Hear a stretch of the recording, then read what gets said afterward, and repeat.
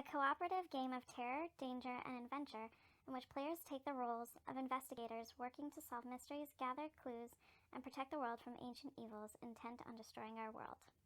Hello and welcome to week 11 of Arkham Chronicle Designs a Game. These are all the previous episodes, and so far we haven't had an epic Tanacon meltdown, so let's crack on.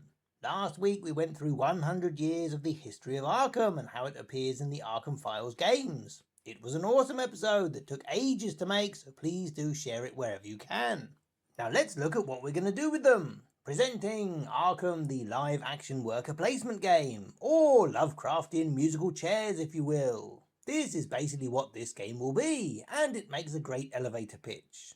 Our most likely audience are players of Arkham Files games who probably won't have experience of large-scale or event-based games. And as the Arkham Chronicle is dedicated to helping new players, this game should be as beginner-friendly as possible. Plus, anyone paying attention will remember the advice from episode 1. If you like worker placement games, then making your first game a worker placement game is a logical choice. Each table at the venue will represent a different location. This is common amongst mega games, as we see here, with a table representing a US city, and also here where each table represents an area of a fantasy dungeon. The alternative is to have all your locations on a single map table. Sometimes it is a huge table like this Game of Thrones mega game.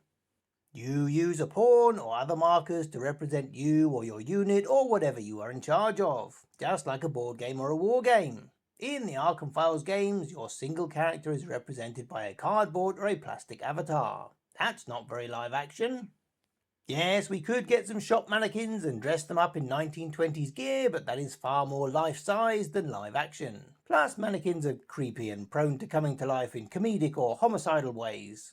So why bother when you can just get your players to dress up and save yourself the expense? Most folding tables that you can hire or you find in church halls seat 2 people, and you can put them together classroom style in sets of 3. And wouldn't you know it, instant neighborhood. You can cover each individual location with the original artwork printed out on fabric or sturdy paper. Or you can add an overlay with the name of the location and any rules and effects. You could even put on the text telling you all about that location to help players get into the setting. Although, as a mega game designer, you want your players to be too busy to be sat around looking for random things to read.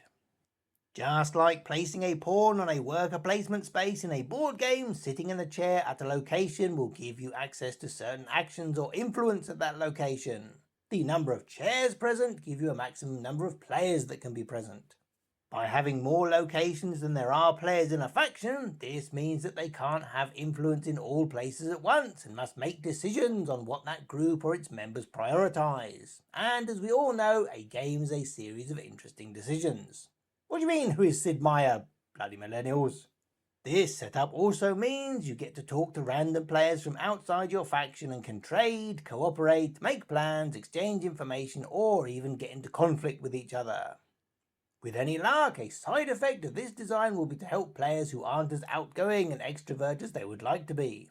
By having a maximum of 5 other people who aren't in your team, or probably less, that you're exposed to at once, hopefully this makes it easier than having to navigate a huge room full of busy people.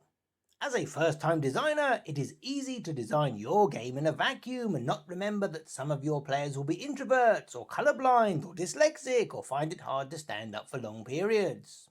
This setup also leads on to a basic turn structure. The first part of your turn will be spent with your teammates, your fellow academics, occultists, or whatever, and you decide which locations you need to visit this turn and what items you will need to take with you. You decide as a group what your priorities are and who is the right character for the job. Then everyone deploys to different locations. And you spend the next phase of the turn trying to put your plans into action depending on which other characters have arrived at the table. You could be alone amongst a group of cultists or a single criminal on a table of the law. How long each of these phases should be will evolve in playtesting, but you could start off with 10 minutes for each, making 3 turns per hour. Coincidentally, these 2 phases satisfy our definition of a mega game, which is any game where you spend time both sitting and standing.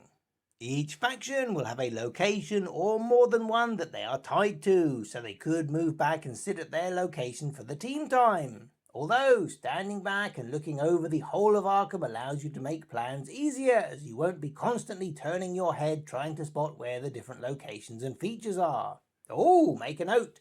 Locations need to be easily identifiable from across the room. Maybe give the players a map, assuming the Arkham layout is fixed ahead of time. Clearing the tables completely also allows the game control staff to do whatever housekeeping they need to do, like seeding more clues, recording the damage that horrors do to locations, and so on. Wait a minute! If the cultists are going to be player teams, then maybe this is when they get to sit at the tables. You can call this a day and a night phase, with the cultists doing their nefarious deeds after dark. Maybe the players and cultists don't ever confront each other directly. If not, then we could disguise the cultist teams, give them harmless names like the Arkham Rotary Club or the Chamber of Commerce. Maybe have a random team each game picked in secret to be cultists and give them an occult set of goals in addition to their normal ones.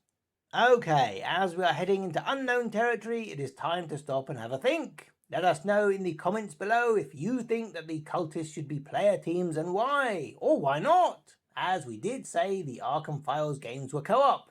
Well, mostly. And why not push the thumbs up button while you're there?